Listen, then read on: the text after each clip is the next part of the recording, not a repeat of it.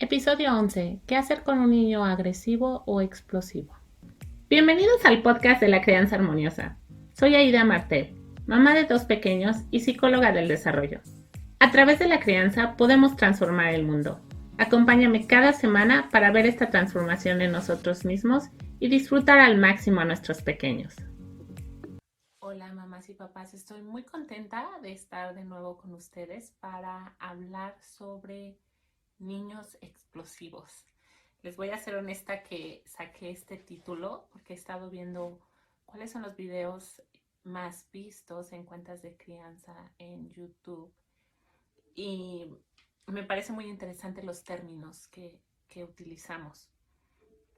Este video sobre el niño explosivo, el niño manipulador, los adjetivos que utilizamos, se vuelve muy interesante ver cómo las propias definiciones que estamos dando y las propias etiquetas nos hablan del problema, de lo que está pasando.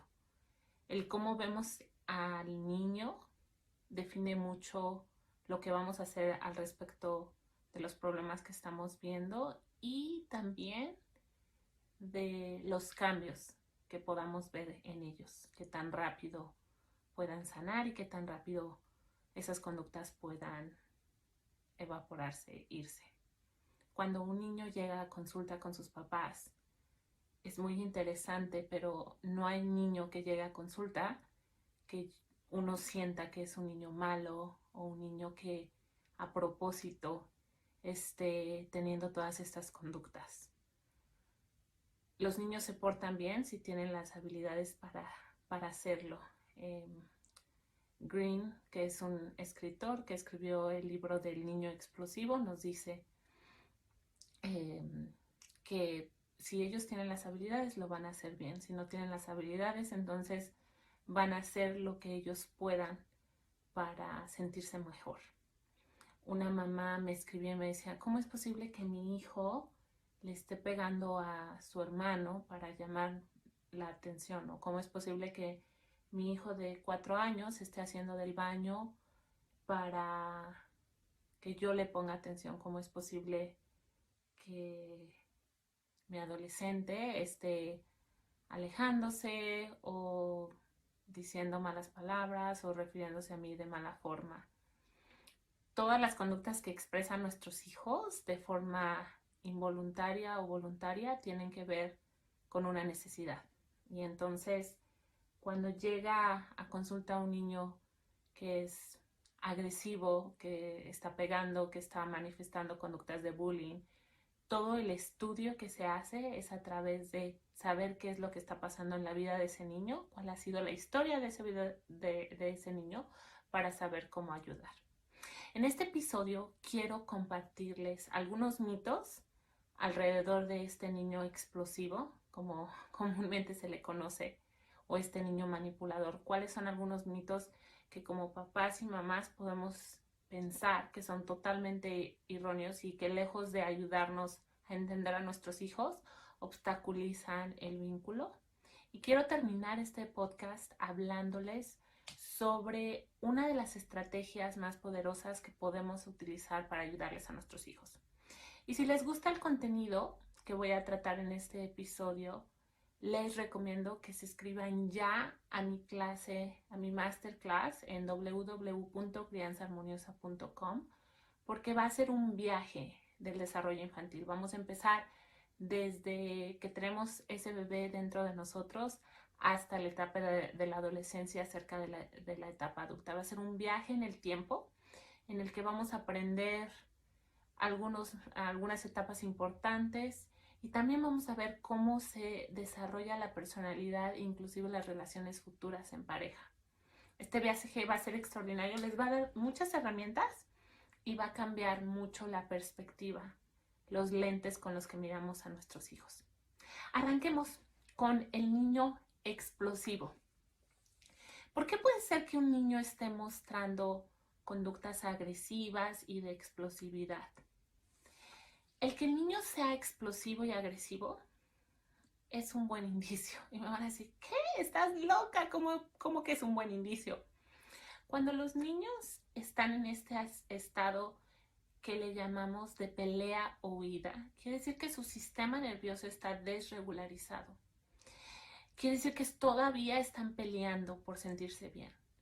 Cuando un niño deja de pelear y deja de estar en este estado que yo le llamo rojo, que en términos más técnicos tiene que ver con un estado desregularizado de su sistema nervioso, donde están en esta huida y escape de pelear y hacer lo que sea para sentirse bien. Cuando ellos están en este estado, ellos están peleando. Ellos están tratando de buscar mecanismos para regularizarse. La agresión es ese mecanismo para sentirse bien. Cuando un niño deja de mostrar agresión, quizá porque vive en un ambiente familiar de mucho maltrato, hay golpes, hay amenazas, hay gritos, puede pasar dos cosas. Si seguimos gritando y si seguimos pegando y si seguimos amenazando, castigando, su sistema nervioso siempre va a estar en este estado de alerta y pelea. Siempre va a estar activado, nunca va a descansar. Entonces son niños que constantemente están segregando cortisol, la hormona del estrés, en su sistema nervioso constantemente porque no hay un ciclo. Nosotros los seres humanos no estamos diseñados para vivir con estrés constantemente. Entonces, si estamos viviendo en este ciclo constante, en donde nuestro sistema nervioso no llega a relajarse, son niños que al estar segregando constantemente cortisol en su sistema nervioso, al estar constantemente en alerta, todo es una amenaza, nunca van a descansar. Ustedes probablemente han visto imágenes del cerebro que muestran un cerebro sin maltrato y un cerebro con maltrato, y ustedes pueden ver cómo las conexiones neuronales en un cerebro que ha sido maltratado son mucho menores que en un cerebro sin maltrato. Es realmente impactante ver esas imágenes. Si ustedes buscan en YouTube, inclusive en Google, nada más haciendo una búsqueda, cerebro de niño maltratado versus no maltratado, ustedes pueden ver las diferencias. Es impactante, es realmente impactante. El que nosotros utilicemos estos mecanismos hace que nuestros hijos estén en esta pelea. Imagínense cuando estaban los cavernícolas, nuestro cerebro evolucionó porque tuvimos que defendernos de todos los peligros que había, y entonces era un constante huir y escapar y pelear. Cuando un niño es agresivo, su sistema nervioso está tratando de defenderse. El ambiente en el que está es muy peligroso, es un ambiente que no lo deja relajarse. Y al hacer un ambiente muy peligroso, el niño no descansa. Y al no descansar, está constantemente peleando. ¿Por qué dije que es una buena noticia cuando esto pasa? Porque nuestros niños puede llegar un momento en que se dan por vencidos, en el que ellos dicen luchar es muy peligroso, entonces lejos de seguir peleando y de mostrar conductas agresivas, pasan de este estado hipervigilante a un estado hipo. Y en un estado hipo es cuando los niños empiezan a manifestar estados ansiosos depresivos. Y entonces es cuando todo se vuelve negro y oscuro. Y es muy impactante porque entonces ellos empiezan a ver todo literalmente como si fuera un mundo negro. Les voy a enseñar aquí en este libro de Cristina Cortés que ella escribió, que se llama ¿Cómo puedo salir de aquí?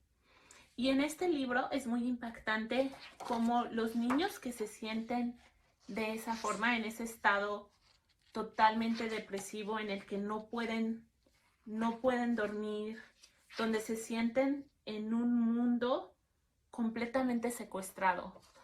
Es un mundo negro, donde todo es oscuro, donde ellos se sienten solos, donde se sienten...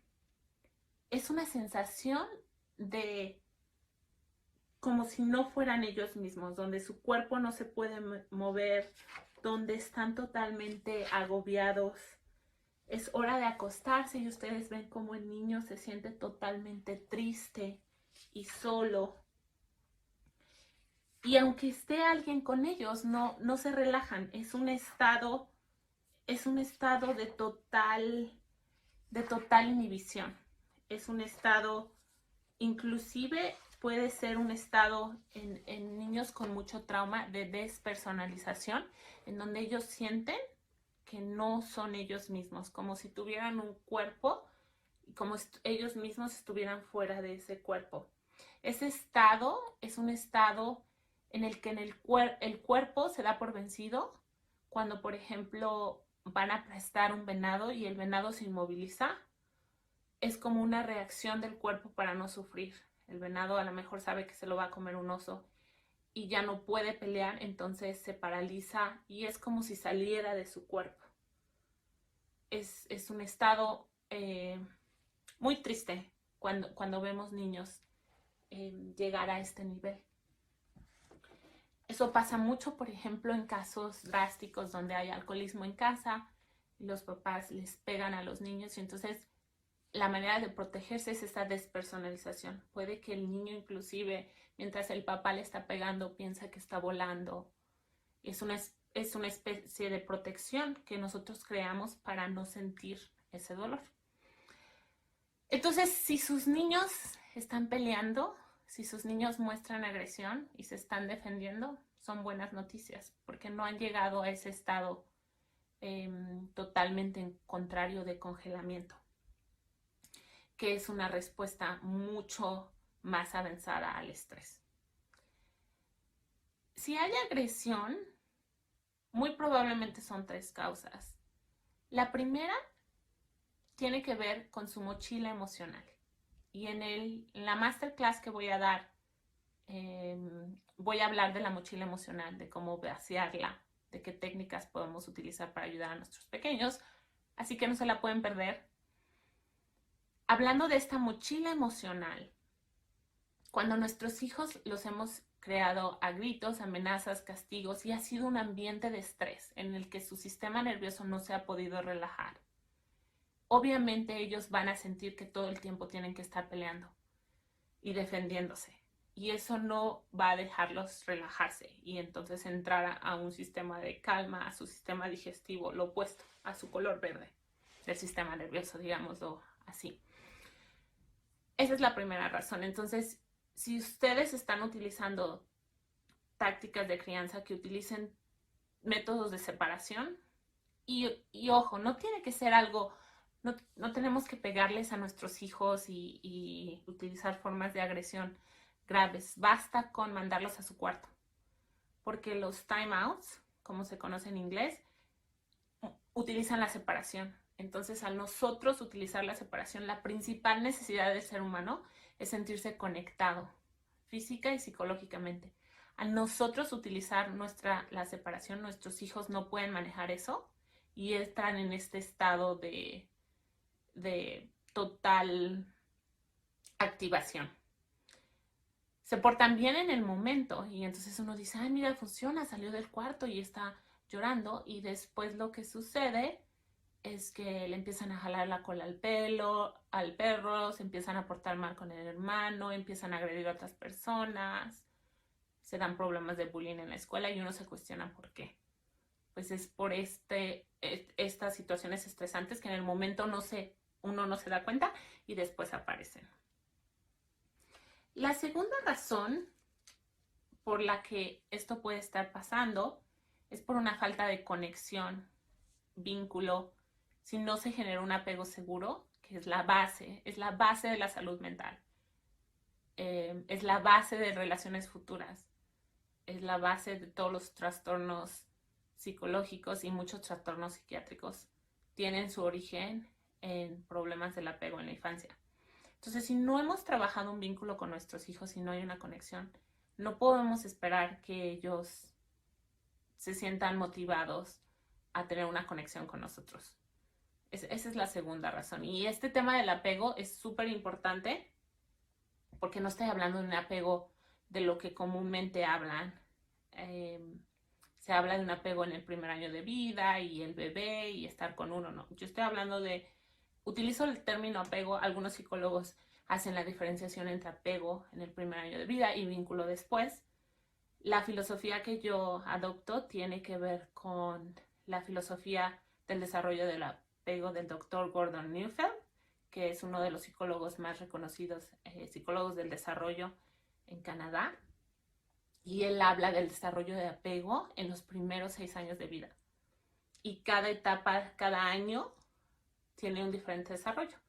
Y las buenas noticias es que idealmente eso se tiene que dar en los primeros 6 años, pero nunca es tarde. Hay inclusive personas que desarrollan un apego y un amor hasta etapas de la vejez, porque es cuando conocen al amor de su vida y cuando logran generar un apego seguro con esa persona. Nunca es tarde para desarrollar estas diferentes etapas con nuestros hijos, lo cual es una oportunidad maravillosa para todos. Pero bueno, la segunda es la conexión, y si quieren saber más sobre esto, no se pueden perder mi masterclass, que voy a entrar en detalle en este tema porque es crítico para la salud mental de nuestros pequeños. La tercera es parte normal de desarrollo. Si sus hijos están dentro de los 0 a los 7 años, marco hasta los 7 años porque en niños sensibles puede que esto se retrase mucho más. La falta de control de impulsos es súper normal. Recordemos que la corteza frontal tarda muchísimo tiempo en desarrollarse, que es la parte de nuestro cerebro lógico que nos permite tomar decisiones y solucionar problemas. Muchos papás van a preguntar, oye, pero los límites. Es que este niño es desobediente, es maleducado, se porta mal. Sí, claro, los límites son muy importantes. Si nuestros hijos no han tenido límites, muy probablemente nos va a costar trabajo que hagan lo que nosotros les pedimos. Entonces, claro que los límites son importantes y claro que es posible poner límites sin gritar, sin castigar, sin amenazar, sin mandar a su cuarto. Los límites no están peleados con una crianza que ocupe la separación. Una crianza no necesita ocupar métodos de separación, como los que ya mencioné, para tener límites efectivos. Y si quieren conocer más sobre el tema de los límites y cómo establecerlos y cómo acompañar a sus hijos, les recomiendo que escuchen mi podcast número 1, en el que entro a detalle en el tema que son cómo ponerlos. Si no hay límites establecidos en su casa, obviamente tenemos que desarrollarlos, pero es posible acompañar las emociones de nuestros hijos y poner límites. Es posible que nuestros hijos se muestren enojados y nosotros establecer un límite, y aún estableciendo un límite, acompañar la emoción, ser empáticos. Por eso se llaman límites empáticos en la filosofía de crianza armoniosa. Estas son las razones por las que sus hijos pueden estar expresando esa explosividad. También tenemos que saber que hay niños muy sensibles, muy sensitivos. Yo les digo que son niños con poderes como superhéroes, porque son niños que sienten las emociones al máximo. Entonces, si están felices, es una felicidad extrema. Si están tristes, es una tristeza extrema. Si se enojan, lo mismo. Todo viven al máximo. Entonces, cuando tenemos un niño hipersensible, ellos van a demostrar más todos los estados emocionales. Y estos niños es crítico, es esencial que nosotros utilicemos nuestra regulación para regularlos a ellos. Es súper importante. Entonces, ahorita que ya hablamos sobre qué es lo que puede estar pasando, los niños, este concepto de me está manipulando, no es cierto. La manipulación, ellos están tratando de luchar por expresar una necesidad, por regularse. El patalear, el pegar, el gritar es una forma en que ellos buscan regular a su cuerpo y no tienen las estrategias para utilizar otros métodos, y entonces lo único que saben es lo que utilizan. Cuando pasan estos episodios, les quiero compartir una estrategia que es crítica cuando pasan estos episodios. Lo más importante es nuestra tranquilidad. Es una de las cosas más complicadas de hacer, pero al estar nosotros tranquilos, les demostramos que no están en peligro, que es un lugar seguro, que no va a pasar nada. Si ellos tienen acciones que van a dañar a los otros, como querer aventar un zapato o lastimar, entonces en ese momento le decimos, mi amor, entiendo que estés muy enojado, te amo y no voy a permitir que te lastimes o no lastimes, porque nuestra seguridad es la principal prioridad. Entonces yo te voy a mantener seguro y te voy a ayudar a que también nos mantengas a nosotros seguros. En ese momento de desregulación no podemos hablar, no podemos explicar, su cerebro lógico no está en sync, no está funcionando.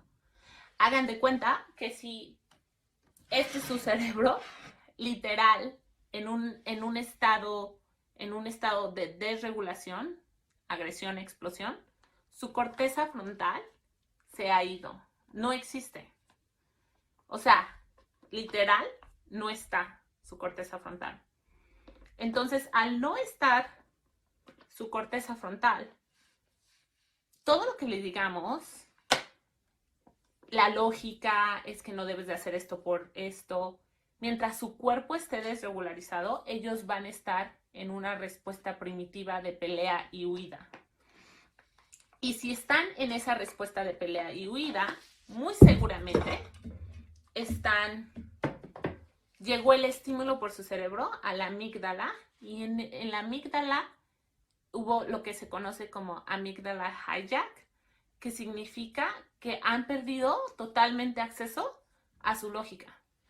Entonces, tenemos que ayudarlos a tranquilizarse físicamente, y esto se va a ver diferente en un niño pequeñito. A lo mejor no quiere que estemos cerca de él, pero esperamos y decimos, aquí estoy, mi amor, cuando me necesites. Y ustedes ven que se va. Por ejemplo, mi hijo Bruno tiende mucho a irse a una esquina y correr a la esquina y sentarse. Entonces, cuando él hace esto, yo sé que está sintiendo pena, vergüenza. Es un poco como un estado de evasión. Lo que les comentaba, lejos de agredir, es lo opuesto. Entonces, cuando esto pasa, yo me acerco a él, me vuelvo un gatito y le digo miau, miau, miau. Y entonces al acercarme, él me ve indefenso, digo mamá gatita, le da ternura y me abraza. No dejo que esté en esos espacios solito con vergüenza. Si está enojado es diferente, porque entonces a lo mejor va a aventar cosas y yo nada más voy a protegerlo, voy a asegurarme que esté seguro. Y después, ya que gana control, ya que está tranquilo, entonces sí podemos tener una plática de lo que es apropiado y lo que no es apropiado. Pero en estado de desregulación, ni siquiera intentarlo, porque simplemente no tienen acceso a la lógica de su cerebro, entonces no va a funcionar. Si su hijo es adolescente, lo mismo.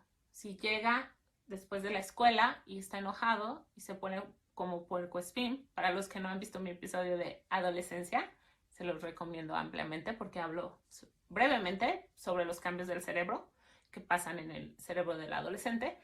Entonces, no voy a tener un diálogo en ese momento. No vale la pena pelear, no vale la pena discutir. Simplemente está totalmente fuera de sync y hay que esperar a que retome acceso a su cerebro lógico. Esto era lo que quería compartirles sobre esta idea del niño explosivo y manipulador. Quiero, por favor, pedirles que hay mucha difusión de contenido que dice que cuando un niño es manipulador, lo que tenemos que hacer es no hacerle caso, porque quiere llamar la atención. Y si les damos la atención, entonces logran su objetivo. Esto es totalmente erróneo. Nuestros niños no quieren atención, nuestros niños quieren conexión. Entonces hay que conectar con ellos y hay que asegurarnos de satisfacer esas necesidades que a lo mejor están abajo del iceberg y que no estamos viendo. Si les gustó este episodio, por favor compártanlo con todos los mamás, papás, educadores que conozcan. Esto pasa en la escuela también, así que los maestros se benefician muchísimo de entender esto.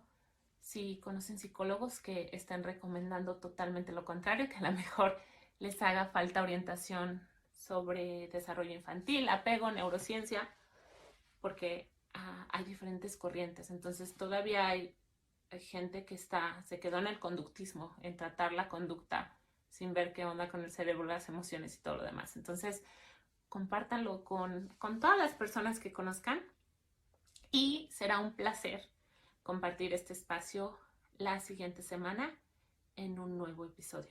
Cuídense mucho, muchos besos. Si disfrutas del contenido de este podcast, estoy segura que te encantará mi masterclass, las 3 claves para tener una crianza armoniosa. Esta clase te ayudará muchísimo a entender a tus hijos y te dará los fundamentos para que la temida etapa de la adolescencia sea mucho más sencilla. Puedes registrarte de manera gratuita en www.crianzaharmoniosa.com. Será un placer conocerte y resolver tus dudas. Nos vemos pronto.